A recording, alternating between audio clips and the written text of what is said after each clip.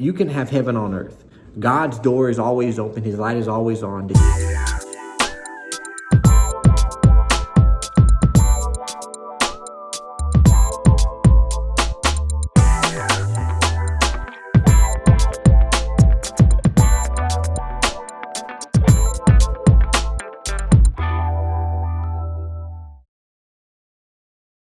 So today we're going to be meal prepping for days 3 through 6 of our ACV cleanse. And just like last time, we're going to start off with preheating our oven to 400 degrees.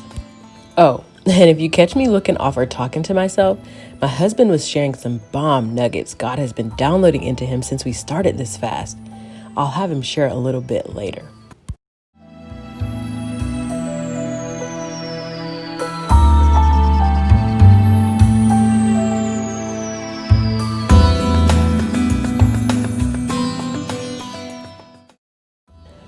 But guys, not all of the menu items changed for this second half of the cleanse. So here I am making the same mixture that I made in my first prep video. Just cracking my eggs into my bowl, adding very little seasoning according to JJ Smith's plan, and distributing them evenly into my muffin pan, and then placing them in my oven for 12 minutes. And here I'm washing my fruit. In addition to strawberries, we actually get to have blueberries these next few days. I'm not the biggest fan, but it'll be nice to have some small additions to the menu. And if you are doing this cleanse, you can add your almond milk in with your fruit and turn it into a drink like I did here.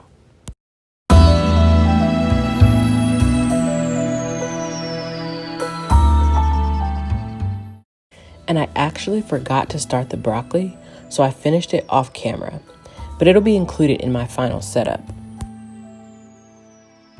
And now for my favorite part, setting up and filling my meal prep containers. Time to pull out our eggs. Guys, we are ready for days 3 and 4. I put the meals in the order that we will be eating them, most likely. This is, of course, V8 juice, and this is broccoli. And then we have our tonic and our supplements.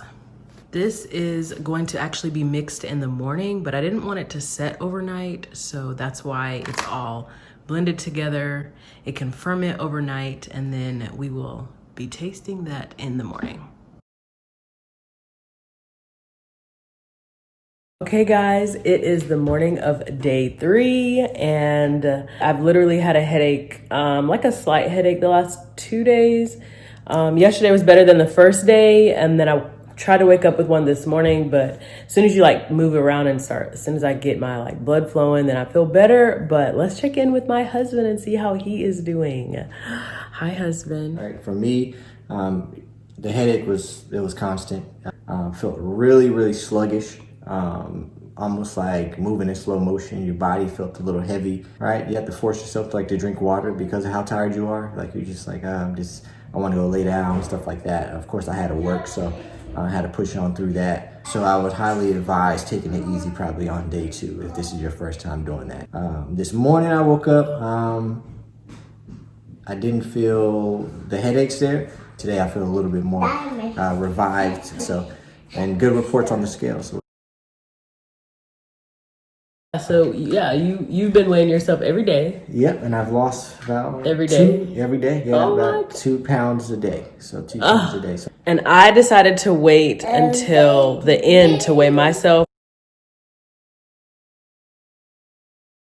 So we definitely don't want you guys to think that this is strictly about dieting or losing weight or anything. That is actually one benefit of fasting, but we want to really just drive the point home that this is a spiritual focus, and that everything that we're doing is basically trying to get us closer to God, or trying to get us to reach God in a new way, as fasting tends to do. So I am inviting my husband in to share one of the nuggets that God has revealed to him since we have been on this fast. Hey, y'all.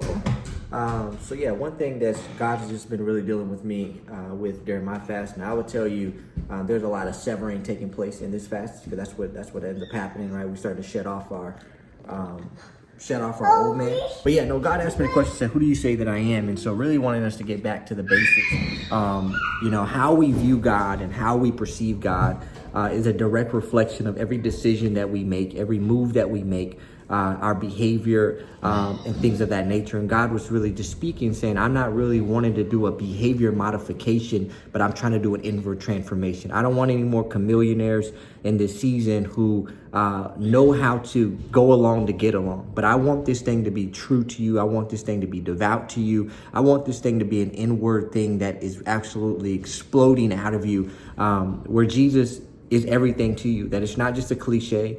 What would Jesus do? Or it's all about him. But no, we really want this thing to be truly about him. So listen, I want you to know that you can have heaven on earth.